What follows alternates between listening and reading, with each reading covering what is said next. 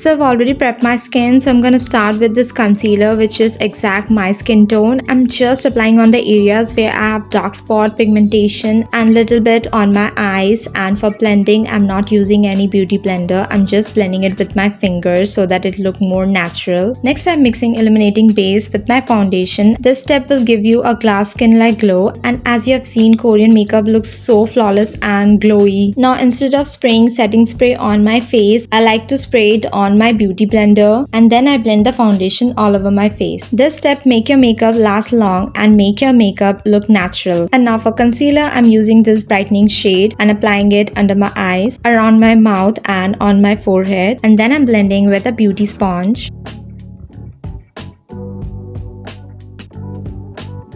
Now I'm using this eyebrow pencil to define my eyebrows. Now setting everything in place with this compact powder. Now for eye makeup, I'm using this shade and applying on my eyelid. And then I'm applying this shimmer shade on the center of my eyelid. Now for drawing aguja cell, I'm using this brown pencil and then I'm squinting my eyes as much as possible to find the under eye fat. I'm just drawing a line, and now for highlighter, I'm using this highlighter pen and adding the highlighter over here. Now using this liquid eyeliner to draw a very thin liner.